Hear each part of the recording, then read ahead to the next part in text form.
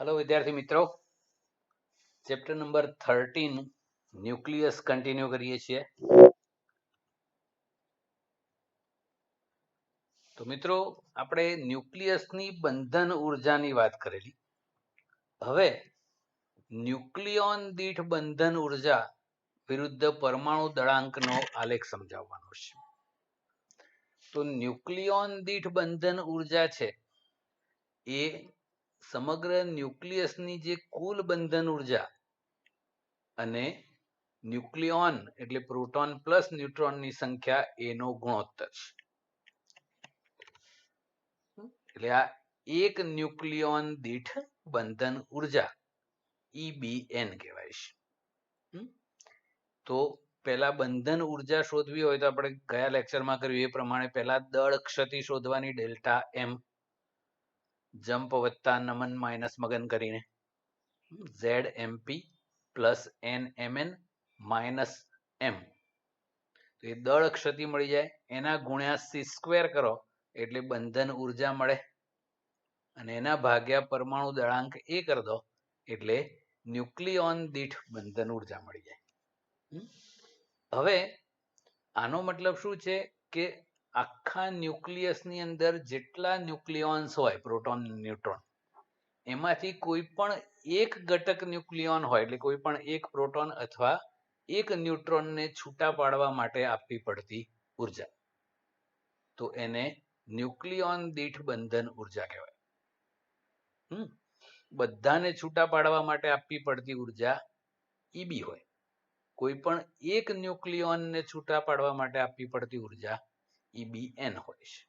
Okay, તો એ ન્યુક્લિયોન દીઠ બંધન ઉર્જા વિરુદ્ધ પરમાણુ દળાંકનો આલેખ પ્રાયોગિક રીતે મેળવવામાં આવેલો છે, એ આ રીતનો છે। આવું તમામે તમામ ન્યુક્લિયસો માટે ન્યુક્લિયોન દીઠ બંધન ઉર્જા શોધવાની અને એનો પરમાણુ દળાંક વિરુદ્ધ આલેખ બનાવેલો છે। આપણે એ આલેખનું અર્થઘટન કરવાનું છે। તો એ આલેખની સૌથી નોંધપાત્ર બાબતો કઈ છે એ તો મિત્રો, જેનો પરમાણુ દળાંક 30 થી ઓછો છે એવા અને 170 થી વધારે છે એવા જે ન્યુક્લિયસો છે એની વાત કરીએ તો 30 થી ઓછો પરમાણુ દળાંક એટલે બહુ હલકા, અને 170 થી વધારે પરમાણુ દળાંક એટલે બહુ ભારે, એવા ન્યુક્લિયસોની ન્યુક્લિયોન દીઠ બંધન ઉર્જા છે એ પ્રમાણમાં ઓછી છે। જ્યારે વચગાળાના જે ન્યુક્લિયસો છે એટલે જેનો પરમાણુ દળાંક 30 અને 170 ની વચ્ચે હોય એટલે આટલાથી આટલા વચ્ચે, તો એમની બંધન ઉર્જા છે એ ઓલમોસ્ટ એક સમાન જેવી છે, એ પરમાણુ દળાંક પર આધારિત નથી એવું કહી શકાય। તો એ બધાની બંધન ઉર્જા બહુ જ વધારે છે, તો એ ન્યુક્લિયસો બહુ જ સ્થાયી છે એવું કહેવાય। પર્ટિક્યુલર કહીએ તો જેનો પરમાણુ દળાંક 56 છે એવું Fe નું ન્યુક્લિયસ છે, અહીંયા 56 આવે, તો એવું Fe નું જે ન્યુક્લિયસ છે એની એક ન્યુક્લિયોન દીઠ બંધન ઉર્જા સૌથી વધુ છે, 8.75 મિલિયન ઇલેક્ટ્રોન વોલ્ટ જેટલી પર ન્યુક્લિયોન। તો એ Fe વાળું ન્યુક્લિયસ છે એ સૌથી મહત્તમ સ્થાયી છે એવું કહેવાય। એના સંદર્ભમાં જુઓ, જેનો પરમાણુ દળાંક 238 છે, અહીંયા આવે કંઈક, એવા યુરેનિયમ માટે એક ન્યુક્લિયોન દીઠ બંધન ઉર્જા 7.6 મિલિયન ઇલેક્ટ્રોન વોલ્ટ છે। તો મિત્રો, વધારે એક ન્યુક્લિયોન દીઠ બંધન ઉર્જાનો મતલબ શું થાય કે ન્યુક્લિયસમાંથી એ ન્યુક્લિયોન એટલે પ્રોટોન અથવા ન્યુટ્રોનને છૂટો પાડવા વધુ ઉર્જા આપવી પડે, મતલબ કે એ ન્યુક્લિયસ વધુ સ્થાયી હોય। આપણે મમરાનો લાડુ લઈએ અને બુંદીનો લાડુ લઈએ, તો મમરાના લાડુમાંથી મમરાને છૂટો પાડવો હોય તો બહુ ઉર્જા આપવી પડે, જ્યારે બુંદીના લડ્ડુ હોય એમાંથી એક બુંદી બહાર કાઢવી હોય તો એકદમ આસાનીથી આવી જાય, તો એ ઓછી બંધન ઉર્જા વાળું કહેવાય। તો જેની એક ન્યુક્લિયોન દીઠ બંધન ઉર્જા વધારે હોય આની આસપાસ વાળી, એટલે આ બધા જેનો પરમાણુ દળાંક 30 થી 170 ની વચ્ચે હોય, તો એ બધા સ્થાયી ન્યુક્લિયસો છે. તો મિત્રો એક ન્યુક્લિયોન દીઠ બંધન ઉર્જા શાનું માપ આપે?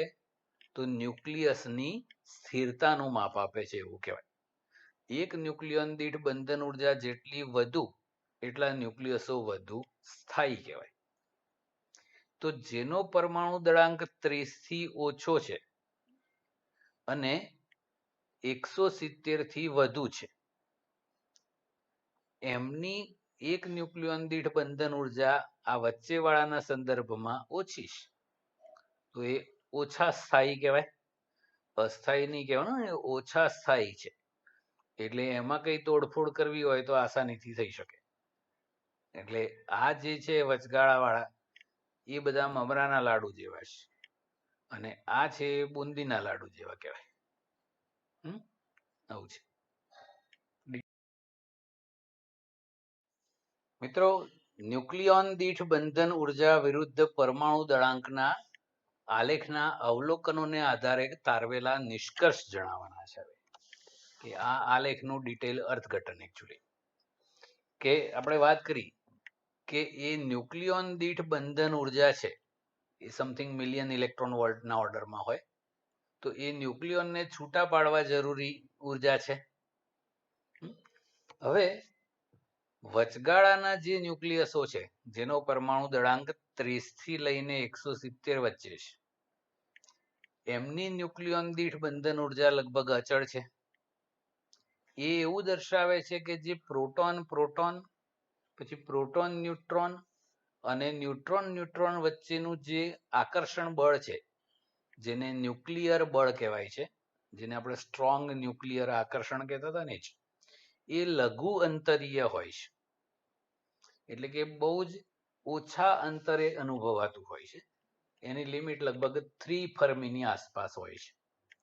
એટલે કે બે ન્યુક્લિયોન એકબીજાથી 3 ફર્મીથી ઓછા અંતરે હોય તો જ આ સ્ટ્રોંગ ન્યુક્લિયર બળ લાગે, એનાથી દૂર હોય તો ના લાગે. તો આ વચગાળાના ન્યુક્લિયસોમાં એ બળ છે એ ન્યુક્લિયર બળ લઘુ અંતરીય હોવાનું પરિણામ છે. હવે એ ન્યુક્લિયસો છે વચગાળાના, એ બહુ જ સ્થાયી છે, એટલે એમાંથી કોઈ પણ ન્યુક્લિયોનને અલગ કરવો હોય તો વધારે ઉર્જા આપવી પડે છે. અચ્છા, બીજું કે મોટા ન્યુક્લિયસો હોય, એ ન્યુક્લિયસોની અંદરનો જે વિસ્તાર હોય ત્યાં એ ન્યુક્લિયોન્સ એકદમ અડોઅડ હોય છે. અને એ અડોઅડ હોય મતલબ કે એ બધા વચ્ચેનું અંતર છે એ પેલા સ્ટ્રોંગ ન્યુક્લિયર બળની જે અવધિ છે 3 ફર્મીથી ઓછી, એ રેન્જની અંદર જ હોય. મતલબ કે બધા એકબીજા ઉપર સ્ટ્રોંગ ન્યુક્લિયર આકર્ષણ બળ લગાડતા હોય. દાખલા તરીકે આવું છે કે આ વચ્ચેનો ભાગ છે, આ આખું ન્યુક્લિયસ છે એવું વિચારો. આ બધા રેડ રેડ ડોટ ડોટ બતાવ્યા છે એ બધા પ્રોટોન ન્યુટ્રોન છે. વચ્ચેના ભાગમાં એ પ્રોટોન ન્યુટ્રોન એકદમ અડોઅડ છે. તો અહીંયા છે એ બધા વચ્ચેનું અંતર છે એ ઓલમોસ્ટ 3 ફર્મીથી ઓછું હોય, એટલે બધા એકબીજા ઉપર સ્ટ્રોંગ ન્યુક્લિયર બળ લગાડતા હોય છે. ઓકે, એટલે અહીંયા છે એ બધા પ્રોટોન ન્યુટ્રોન એકબીજાને આકર્ષે. હવે અહીંયાની આપણે વાત કરીએ તો અહીંયા જે પ્રોટોન ન્યુટ્રોન હોય એટલે ન્યુક્લિયોન વ્યાપક રૂપે, એમની વચ્ચેનું અંતર જો એ ન્યુક્લિયર સ્ટ્રોંગ ન્યુક્લિયર બળની જે અવધિ છે 3 ફર્મી, એનાથી આ અંતર જો મોટું હોય તો એ બે ન્યુક્લિયોન વચ્ચે આ સ્ટ્રોંગ ન્યુક્લિયર બળ લાગતું નથી, કારણ કે એ એની રેન્જની બહાર છે. હવે આપણે અંદરના ન્યુક્લિયોન્સની વાત કરીએ તો એ અવધિની અંદર હોય 3 ફર્મીથી નજીક. તો એવા ધારો કે પી જેટલા પડોશી ન્યુક્લિયોન્સ હોય, એટલે એવી આજુબાજુ બધી જોડ બનતી હોય, તો એ બંધન ઉર્જા છે એ પીના સમપ્રમાણમાં હોય. તો ન્યુક્લિયોન દીઠ બંધન ઉર્જા ટોટલ ધારો કે પી કે છે. પી છે એ તો સંખ્યા થઈ, એટલે આ કે અચળાંક છે એને ઉર્જાનું પરિમાણ હોય. તો આ ટોટલ એક ન્યુક્લિયોન દીઠ બંધન ઉર્જા ગણાય. તો મિત્રો હવે ધારો કે આ ન્યુક્લિયસને આપણે મોટું બનાવવા માટે કોઈ બીજો પ્રોટોન અથવા ન્યુટ્રોન અંદર ઉમેરીએ, એટલે એનો પરમાણુ દળાંક વધારીએ છીએ આપણે, તો બંધન ઉર્જા કેમ ખાસ વધતી નથી? એનું કારણ કે આપણે જે ન્યુક્લિયોન અંદર ઉમેર્યો એ સપાટી પર નહીં પણ સીધો અંદર જ ઉમેરાય છે. તો અંદર ઉમેરાય છે તો આ પી ની સંખ્યા તો બહુ જ મોટી છે. તો આ જે બંધન ઉર્જા છે એમાં બહુ ખાસ ફરક પડતો નથી. ધારો કે આ પી ની મૂલ્ય છે એ ધારો કે 50 હોય અને પછી એક ઉમેરો તો 51 થાય. તો 50K અને 51K માં બહુ ખાસ ફરક ના પડે. એટલા માટે આ જે વચગાળાના ન્યુક્લિયસો છે એમની બંધન ઉર્જા પરમાણુ ભાર એ વધવાથી ખાસ વધતી નથી. જો આ બધા ન્યુક્લિયસોમાં એવું છે કે એ પરમાણુ દળાંક વધવા સાથે બહુ મોટો ફરક પડતો નથી. એકદમ નાના ન્યુક્લિયસોમાં જબરજસ્ત ફરક પડે. જુઓ, એ 1 ના 2 થાય, 2 ના 3, 3 ના 4 થાય તો પછી બંધન ઉર્જા બહુ ફટાફટ વધતી જાય છે.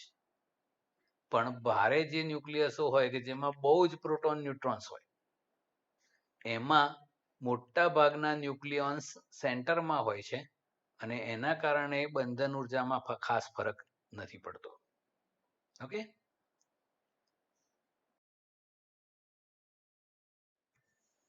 તો મિત્રો જે ન્યુક્લિયોન એકબીજાની બહુ જ નજીક હોય, 3 ફર્મીથી પણ નજીક, એ ન્યુક્લિયોન છે એ એના પડોશી ન્યુક્લિયોન ઉપર અસર કરે એટલે કે સ્ટ્રોંગ ન્યુક્લિયર બળ લગાડે. તો આ જે ગુણધર્મ છે એને ન્યુક્લિયર બળનો સંતૃપ્તતાનો નિયમ કહેવાય છે. તો એ ન્યુક્લિયસની અંદરના વિસ્તારમાં જે પ્રોટોન ન્યુટ્રોન્સ હોય એ આ ગુણધર્મનું પાલન કરે છે. એટલે ન્યુક્લિયસ છે એ કેન્દ્રીય વિસ્તારમાં એકદમ નક્કર, પછી સહેજ બહાર જાવ એમ થોડું છૂટું હોય છે. હવે આ આલેખના અર્થઘટનથી આપણને બહુ જ મહત્વની 2 માહિતીઓ મળે છે કે ન્યુક્લિયસની અંદર આપણે તોડફોડ કરવી હોય તો કોનામાં કરી શકાય? તો નેચરલી જે ન્યુક્લિયસની એક ન્યુક્લિયોન દીઠ બંધન ઉર્જા પ્રમાણમાં ઓછી હોય એ, કારણ કે એ પ્રમાણમાં ઓછા સ્થાયી છે. કયા? તો જેનો પરમાણુ દળાંક 170 થી વધુ હોય અને જેનો પરમાણુ દળાંક 30 થી ઓછો હોય, એમની એક ન્યુક્લિયોન દીઠ બંધન ઉર્જા આ વચગાળાના ન્યુક્લિયસો કરતા ઓછી છે. તો જેનો પરમાણુ દળાંક 170 થી વધુ છે એવા ન્યુક્લિયસની આપણે વાત કરીએ, કે ઉદાહરણ તરીકે ધારો કે જેનો પરમાણુ દળાંક 240 છે એવા કોઈ ન્યુક્લિયસની આપણે વાત કરીએ તો એની એક ન્યુક્લિયોન દીઠ બંધન ઉર્જા પ્રમાણમાં ઓછી છે. હવે એને કોઈ રીતે આપણે તોડીને 2 ટુકડા કરીએ અને એવું 120 પરમાણુ દળાંક વાળા 2 ટુકડાઓ થયા. આવું વિચારીએ તો એ ટુકડાઓ છે 120 પરમાણુ દળાંક આટલાની આસપાસ આવે, તો એની બંધન ઉર્જા છે એ પેલા કરતા સારી એવી વધી ગઈ, કારણ કે એ વચગાળાના વિસ્તારમાં આવી ગયા ને. તો ન્યુક્લિયોન દીઠ બંધન ઉર્જાનું મૂલ્ય વધ્યું. 240 વાળા એક ન્યુક્લિયસ કરતા 120 પરમાણુ દળાંક વાળા 2 ટુકડાઓ છે એ વધુ સ્થાયી બન્યા. મિત્રો, વધુ સ્થિરતા ક્યારે પ્રાપ્ત થાય? જ્યારે એ ઉર્જા મુક્ત કરે ત્યારે. તો આ રીતે ભારે ન્યુક્લિયસને તોડીને 2 ટુકડા કરવામાં આવે તો ઉર્જા મુક્ત થાય. તો આ ક્રિયાને કહેવાય છે ન્યુક્લિયર વિખંડન પ્રક્રિયા, ન્યુક્લિયર ફિશન કહેવાય છે. જો આપણે આકૃતિથી સમજવું હોય તો આવું છે. દાખલા તરીકે એક યુરેનિયમ ન્યુક્લિયસ છે, એની પર ન્યુટ્રોનનો મારો કરીને એના 2 ટુકડા કરવામાં આવે છે.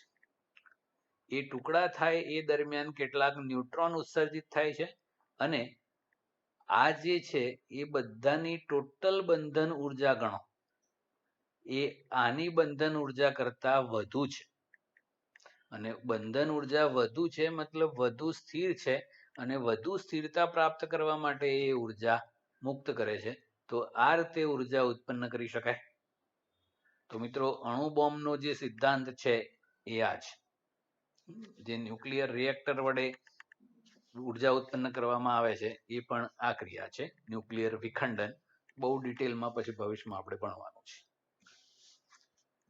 બીજું છે બહુ જ હલકા ન્યુક્લિયસો હોય એવા બે ન્યુક્લિયસ એકબીજામાં ભળી જાય અને થોડું ભારે ન્યુક્લિયસ બનાવે તો હલકા ન્યુક્લિયસો કરતા થોડા ભારે ન્યુક્લિયસની બંધન ઉર્જા સારી એવી વધી ગઈ તો બે હલકા ન્યુક્લિયસો કરતા એક મોટું જે ભારે ન્યુક્લિયસ બન્યું એની બંધન ઉર્જા વધુ છે એનો મતલબ કે વધુ સ્થિર છે અને વધુ સ્થિરતા પ્રાપ્ત કરવા માટે એ ઉર્જા મુક્ત કરે છે તો આ ક્રિયાને કહેવાય છે ન્યુક્લિયર સંલયન ઇંગ્લિશમાં એને ન્યુક્લિયર ફ્યુઝન કહેવાય છે સૂર્યમાં આ પ્રક્રિયા થતી હોય છે તો સૂર્યની અંદર હાઇડ્રોજનના બે સમસ્થાનિકો છે ડ્યુટેરિયમ અને ટ્રિટિયમ એ ભેગા મળે છે અને એમાંથી એક હિલિયમ ન્યુક્લિયસ બનાવે છે અને આ રીતે ઉર્જા ઉત્પન્ન થાય છે મિત્રો આ બે ટુકડાઓની ટોટલ બંધન ઉર્જા કરતા આની બંધન ઉર્જા વધુ હોય છે અને એ બંધન ઉર્જા વધુ છે એનો મતલબ વધુ સ્થિરતા પ્રાપ્ત કરવા માટે એ ઉર્જા ગુમાવે છે તો આ હાઇડ્રોજન બોમ્બનો સિદ્ધાંત પણ આ છે અને આમાંથી જબરજસ્ત ઉર્જા મળી શકે તો એ ન્યુક્લિયર ફ્યુઝનની પ્રક્રિયા છે આ અણુ બોમ્બનો સિદ્ધાંત છે અને આ હાઇડ્રોજન બોમ્બનો સિદ્ધાંત છે હાઇડ્રોજન બોમ્બ છે એ અણુ બોમ્બ કરતા 1000 ગણો શક્તિશાળી હોય છે એટલે આ બહુ ખતરનાક આઈટમ છે પણ ઉર્જાના સ્ત્રોત આપણને આ રીતે બે મળી ગયા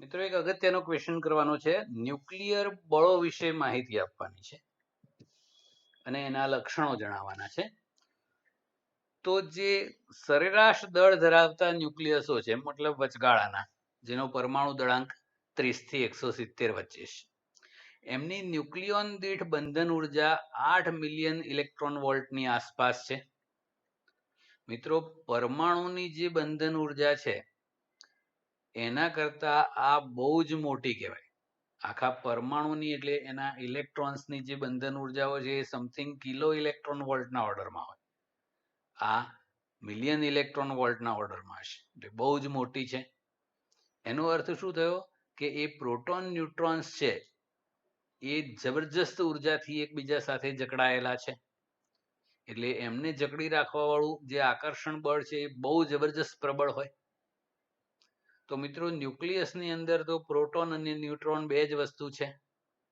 ન્યુટ્રોન તો તટસ્થ છે પણ પ્રોટોન ધન હોય તો પ્રોટોન વચ્ચે કુલંબીય અપાકર્ષણ બળ લાગે તો છૂટું થઈ જાય ન્યુક્લિયસ પણ એવું થતું નથી તો આ પ્રોટોન ન્યુટ્રોન આ બધાને જબરજસ્ત ઉર્જાથી જકડી રાખવા વાળું કોઈક આકર્ષણ બળ હોવું જોઈએ જે આ અપાકર્ષણ બળ કરતા બહુ જ મોટું હોય તો એવું જે ન્યુક્લિયર બળ છે એને સ્ટ્રોંગ ન્યુક્લિયર બળ કહેવાય છે જે આ પ્રોટોન ન્યુટ્રોન્સને ન્યુક્લિયસના બહુ જ સૂક્ષ્મ કદમાં જબરજસ્ત ઉર્જાથી જકડી રાખે છે તો એ બળના લક્ષણો આપણે કરવાના છે તો મિત્રો જે જાણીતા બળો છે એ વિદ્યુત ભારો વચ્ચે કુલંબીય બળ લાગે દ્રવ્યમાનો વચ્ચે ગુરુત્વાકર્ષણ બળ લાગે એના કરતા આ જે ન્યુક્લિયર બળ છે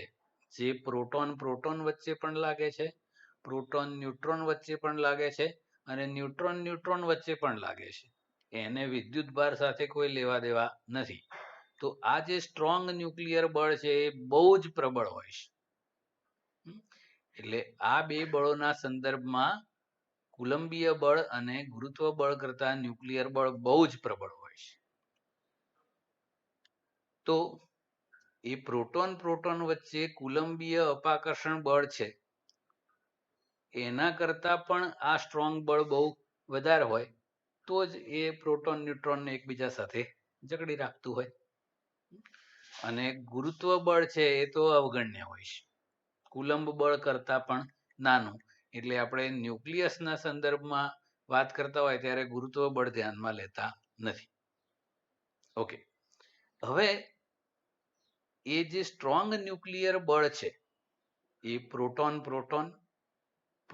ન્યુટ્રોન કે ન્યુટ્રોન વચ્ચે લાગે છે. એટલે કે કોઈ પણ બે ન્યુક્લિયોન વચ્ચે લાગે છે.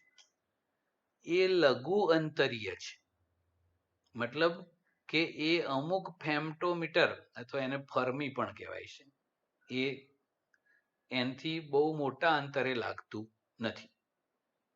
એટલે જ્યાં આ સંતૃપ્તતાનો નિયમ જળવાતો હોય ત્યાં, એટલે અંદરના વિસ્તારમાં જે હોય છે, અને એના કારણે જ એ જે વચગાળાના ન્યુક્લિયસો છે એમની બંધન ઉર્જા છે એ પરમાણુ દળાંક પર આધારિત નથી. એટલે કે એ બંધન ઉર્જા છે, ન્યુક્લિયોન દીઠ બંધન ઉર્જા, એ મોટા ભાગના વચગાળાના તત્વો માટે એક સમાન હોવાનું કારણ પણ એ સંતૃપ્તતાનો નિયમ છે.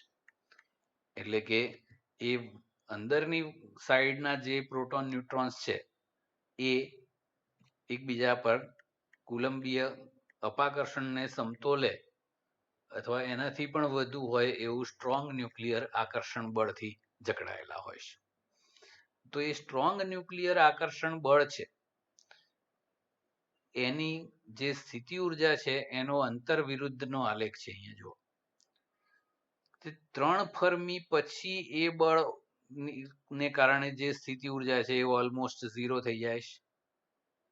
એનો અર્થ એવો થયો કે એ સ્ટ્રોંગ ન્યુક્લિયર બળની અવધિ છે એ 3 ફર્મીની અંદર છે.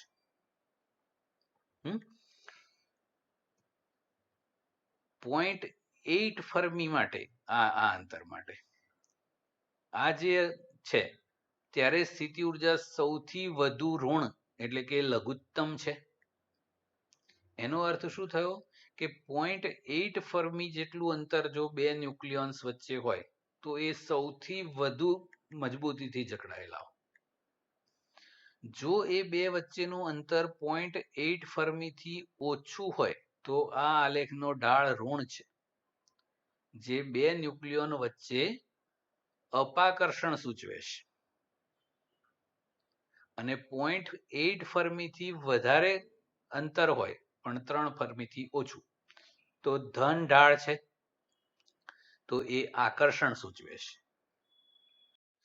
પણ એ 0.8 ફર્મીથી નજીક હોય એવા કેસ બહુ ઓછા હોય છે.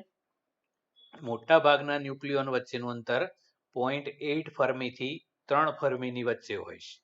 એટલે આ જે સ્ટ્રોંગ ન્યુક્લિયર બળ છે એ આકર્ષી પ્રકારનું ગણવાનું છે.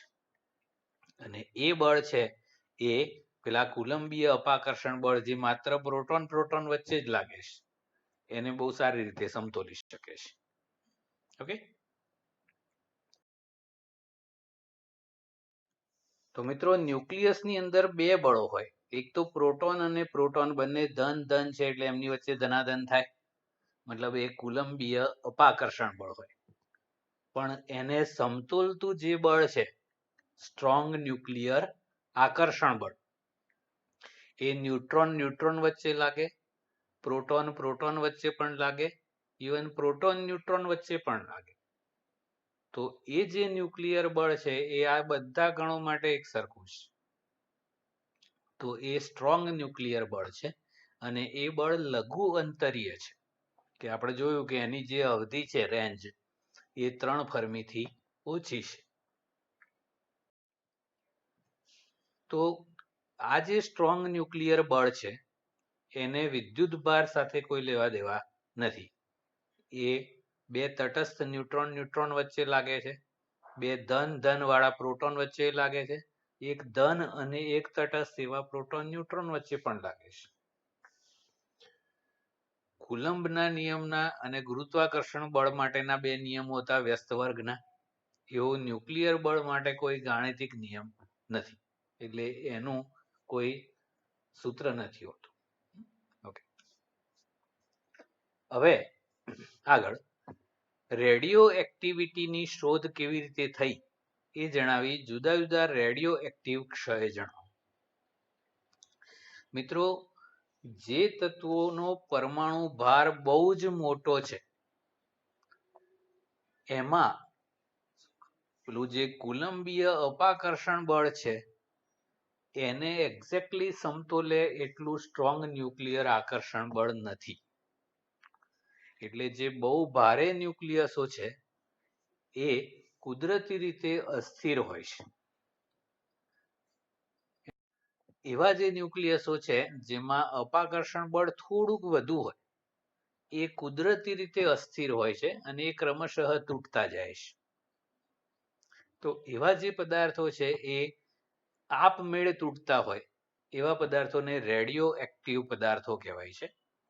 અને એ ઘટનાની શોધ છે એ બેક્વેરલ નામના વૈજ્ઞાનિકે આકસ્મિક રીતે શોધી કાઢેલી. તો યુરેનિયમ, પછી પોટેશિયમ સલ્ફેટ, આ બધા ટુકડાઓ છે એની પર આપણે દ્રશ્ય પ્રકાશ આપાત કરીએ તો એ ટુકડાઓ છે એ ઉત્તેજિત થઈ જાય છે અને એ બેક્વેરિયલે એ ટુકડાઓને પછી એક કાળા કાગળમાં લપેટે અને એ પેકેટને એક પેલા સિલ્વર ફોઇલ હોય છે, એટલે આપણે એલ્યુમિનિયમ ફોઇલ, એની અંદર વીંટાળી દીધું અને વચ્ચે એક ફોટોગ્રાફિક પ્લેટ મૂકેલી. તો એ બહાર કાઢીને એ ફોટોગ્રાફિક પ્લેટને ડેવલપ કરી તો ખબર પડી કે એ ફોટોગ્રાફિક પ્લેટ ઉપર બધા બ્લેક સ્પોટ બની ગયેલા.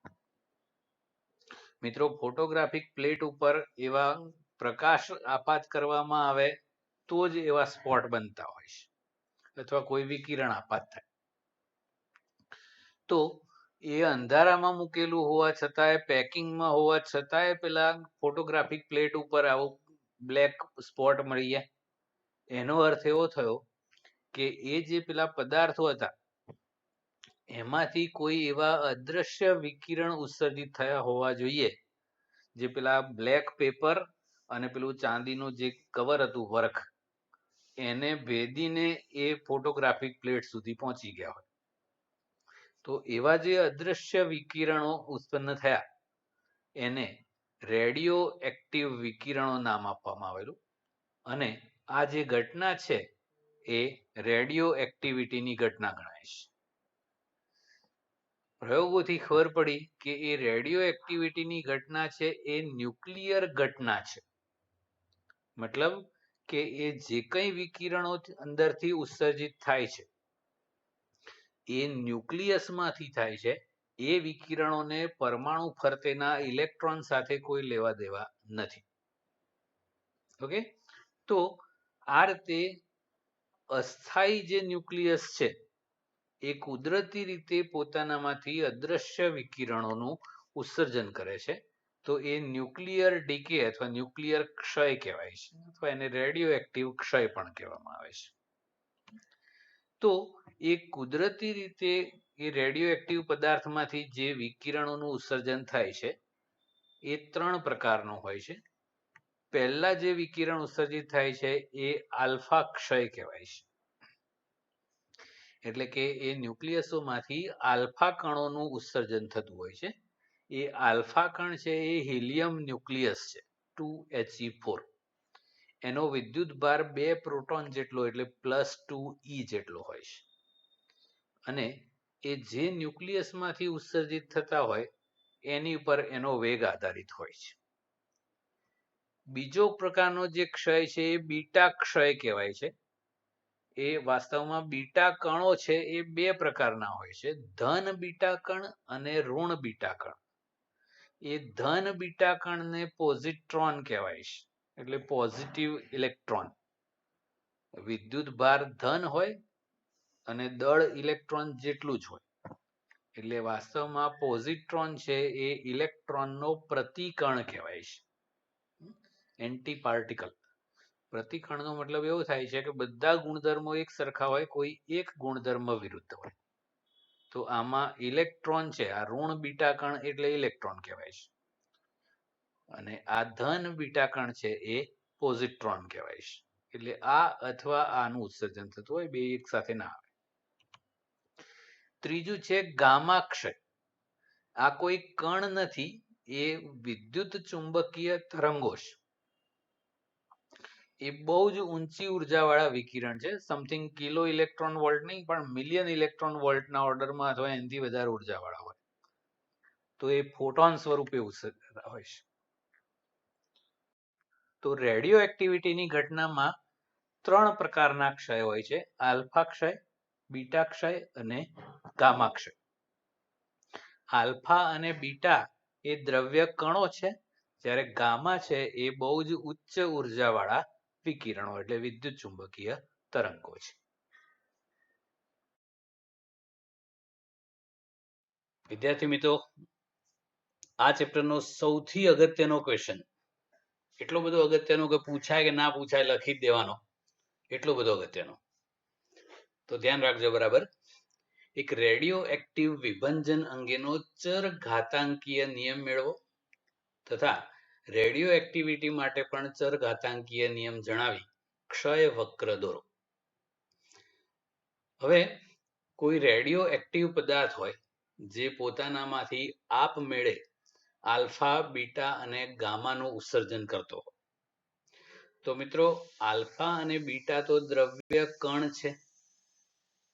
તો એ દ્રવ્ય કણો ઉત્સર્જિત થાય કોઈ પણ ન્યુક્લિયસમાંથી, તો એ ન્યુક્લિયસ એકદમ નવા ન્યુક્લિયસમાં રૂપાંતર થઈ જાય. તો એ ઘટનાને રેડિયો એક્ટિવ ક્ષય અથવા તો વિભંજન કહેવામાં આવે છે. હવે એકમ સમયમાં થતા વિભંજનની સંખ્યા, એટલે કે એકમ સમયમાં ક્ષય પામતા ન્યુક્લિયસોની જે સંખ્યા છે,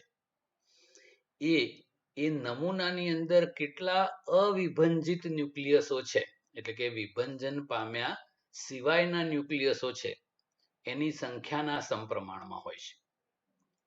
જેમ કે કોઈ પણ વ્યક્તિ કેટલા રૂપિયા વાપરે એનો આધાર કોની પર હોય?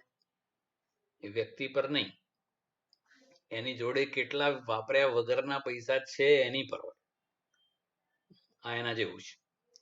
તો એકમ સમયમાં વિભંજન પામતા ન્યુક્લિયસોની સંખ્યા છે એ નમૂનામાં રહેલા અવિભંજિત ન્યુક્લિયસોની સંખ્યાના સમપ્રમાણમાં હોય છે. તો મિત્રો, ધારો કે કોઈ નમૂનાની અંદર આપેલ સમયે અવિભંજિત ન્યુક્લિયસોની સંખ્યા n છે. એમાંથી dt સમયમાં ધારો કે બીજા dn ન્યુક્લિયસોનું વિભંજન થયું. તો એ વિભંજનનો દર અથવા તો એકમ સમયમાં થતા વિભંજનોની સંખ્યા એને dn/dt કહેવાય છે. એકમ સમયમાં વિભંજન પામતા ન્યુક્લિયસોની સંખ્યા એને વિભંજનનો દર કહેવાય છે. એ કોની પર આધારિત હોય? તો એ નમૂનામાં રહેલા અવિભંજિત ન્યુક્લિયસોની સંખ્યાના સમપ્રમાણમાં હોય છે. સપ્રમાણતા દૂર કરો એટલે એક અચળાંક મળે, લેમડા. અહીંયા ઋણ નિશાની કેમ લખી? તો જેમ જેમ સમય પસાર થાય એમ અવિભંજિત ન્યુક્લિયસોની સંખ્યા ક્રમશઃ ઘટતી જાય છે. એટલે સમય સાથે અવિભંજિત ન્યુક્લિયસોની સંખ્યા ઘટે છે એવું આ ઋણ નિશાની વડે દર્શાવેલું છે. આ જે સપ્રમાણતા અચળાંક લેમડા છે એને રેડિયો એક્ટિવ ક્ષય નિયતાંક અથવા વિભંજન અચળાંક કહેવાય છે. ઇંગ્લિશમાં એને ડીકે કોન્સ્ટન્ટ કહેવાય છે. ડીકે એટલે DECAY, ડીકે એટલે ક્ષય. તો આ સૂત્ર યાદ રાખવાનું, દાખલાઓમાં બહુ ઉપયોગી છે. વિભંજનનો દર એટલે dn/dt - λn.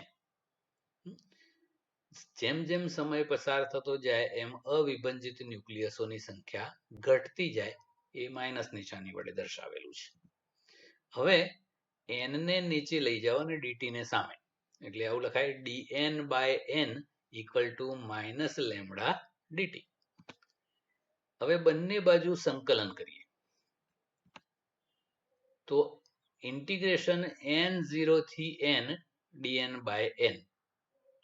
આ n0 છે એ શરૂઆતમાં એટલે કે t બરાબર 0 સમયે અવિભાજિત ન્યુક્લિયસોની સંખ્યા છે. મહત્તમ સંખ્યા હોય ને જે t બરાબર 0 સમયે એટલે જ્યારે આપણે અભ્યાસ શરૂ કર્યો હોય ત્યારની વાત છે.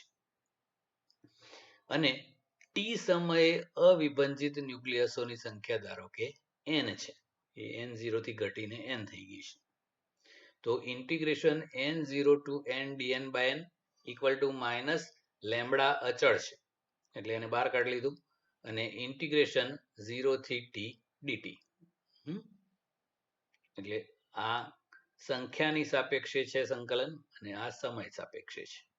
ઓકે, હવે આ dn બાય n નું સંકલન છે ln n એટલે log n, સીમાઓ n0 થી n, માઇનસ લેમ્બડા અચળ બાર, ઇન્ટિગ્રેશન 0 થી t છે એટલે સીમાઓ પાછળ 0 થી t, અને dt નું સંકલન થાય t.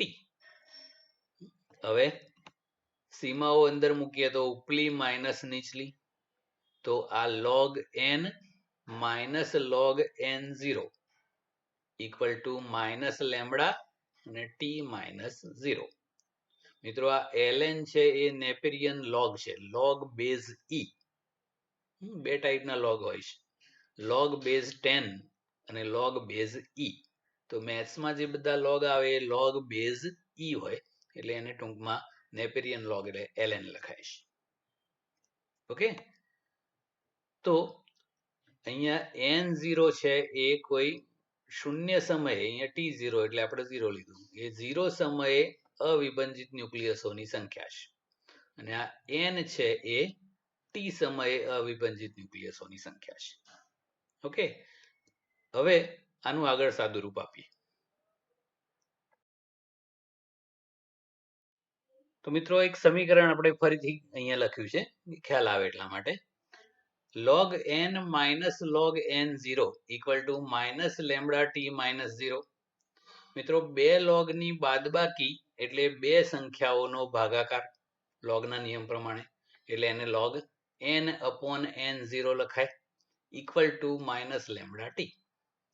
હવે બંને બાજુ એન્ટી લોગ કરીએ તો આ n બાય n0 થઈ જશે અને આ e raise to minus lambda t થઈ જાય. ઓકે, આ e આધાર વાળો લોગ છે એટલે આ e રેસ ટુ થઈ જાય. તો આ n છે એ અહીંયા રાખ્યો, એ t સમયે અવિભાજિત ન્યુક્લિયસોની સંખ્યા છે એટલે એને nt લખ્યું છે. આ n0 સામે લઈ ગયા અને આ e raise to minus lambda t થઈ ગયું. મિત્રો આ જે સમીકરણ છે એને જ રેડિયો એક્ટિવ વિભંજનનો ચરઘાતાંકીય નિયમ કહેવાય છે. એ શું દર્શાવે છે કે અવિભાજિત ન્યુક્લિયસોની સંખ્યા સમય સાથે ચરઘાતાંકીય નિયમ અનુસાર ઘટતી જાય છે. તો મિત્રો આપણે અવિભાજિત ન્યુક્લિયસોની સંખ્યા વિરુદ્ધ સમયનો આલેખ દોરીએ તો આવો અતિવલય એટલે આ ચરઘાતાંકીય વક્ર આવે કે શરૂઆતમાં એટલે કે 0 સમયે અવિભાજિત ન્યુક્લિયસોની સંખ્યા મહત્તમ n0 હતી, પછી ઝડપથી ઘટે, પછી ધીમે ઘટે, પછી એનથી ધીમે અનંત સમયે શૂન્ય થાય.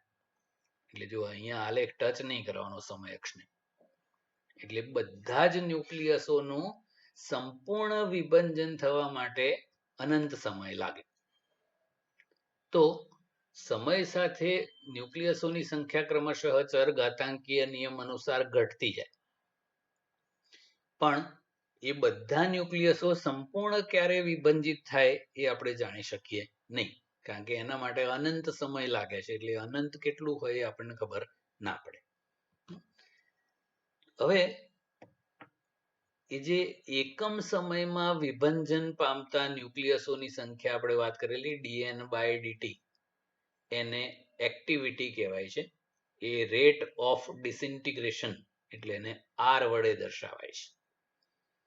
તો મિત્રો આ જેમ અવિભાજિત ન્યુક્લિયસોની સંખ્યા માટે ચરઘાતાંકીય નિયમ લખ્યો, એવી જ રીતે આપણે એક્ટિવિટી માટે એટલે કે આ વિભંજનના દર માટે પણ આ વસ્તુ લખી શકીએ કે કોઈ ટી સમયે ધારો કે એક્ટિવિટી આર હોય અને પ્રારંભિક એક્ટિવિટી એટલે 0 સમયની એક્ટિવિટી R0 લઈએ તો આ જેમ અવિભંજિત ન્યુક્લિયસોની સંખ્યાના સંદર્ભમાં ચરઘાતાંકીય નિયમ છે એવું આ એક્ટિવિટીના સંદર્ભમાં ચરઘાતાંકીય નિયમ. અહીંયા ખાલી R લખી દેવાનો, અહીંયા R0 બસ. ઓકે, તો આ એક્ટિવિટીના સંદર્ભમાં ચરઘાતાંકીય નિયમ થઈ ગયો. R equal to R0 e raise to minus lambda T. જેમ અહીંયા N0 છે એ t ઇક્વલ ટુ 0 સમયે અવિભંજિત ન્યુક્લિયસોની સંખ્યા હતી, એવી આ R0 છે એ t ઇક્વલ ટુ 0 સમયનો વિભંજનનો દર છે. આપણે જે આગળ dn by dt equal to minus lambda n વાળું સૂત્ર કર્યું એના પરથી આ R0 એ જ dn બાય dt પ્રારંભનું થયું ને, ઇક્વલ ટુ લેમ્બડા n0 કહેવાય છે. ઓકે મિત્રો, આ એક્ટિવિટી એટલે કે એકમ સમયમાં વિભંજન પામતા ન્યુક્લિયસોની સંખ્યા છે, એના એકમો નક્કી કરવાના છે. બે એકમો છે. પહેલો એક નાનો એકમ છે બેક્વેરેલ, એ વૈજ્ઞાનિકોના નામ પરથી બનાવેલા છે. આ બેક્વેરેલ એકમ છે. તો જે નમૂનામાં દર 1 સેકન્ડ દીઠ એક વિભંજન થાય તો એ નમૂનાની એક્ટિવિટી એક બેક્વેરેલ છે એમ કહેવાય. એક વિભંજન પર સેકન્ડ એટલે એક બેક્વેરેલ. ઓકે, અને મોટો એકમ છે ક્યુરી, કે જે નમૂનામાં દર 1 સેકન્ડ દીઠ 3.7 ઇન્ટુ 10 વિભંજન થાય, મતલબ 1 સેકન્ડમાં 37 અબજ આલ્ફા અથવા બીટા કણોનું ઉત્સર્જન થતું હોય તો એ નમૂનાની એક્ટિવિટી એક ક્યુરી છે એમ કહેવાય.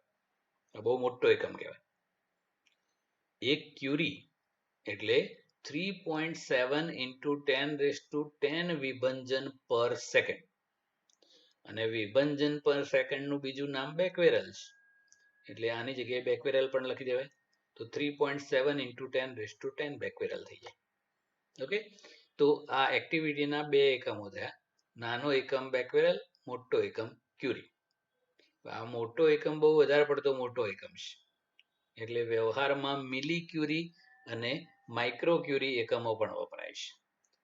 મિલી ક્યુરી કરો તો આ 3.7 ઇન્ટુ 10 બેક્વેરેલ હોય, અને માઇક્રો ક્યુરી કરો તો 3.7 ઇન્ટુ 10 બેક્વેરેલ હોય. ઓકે, તો એ એક્ટિવિટીના બે એકમો થઈ ગયા. ઓકે, આજે આટલું, બાકીનું next time. Okay, that's it.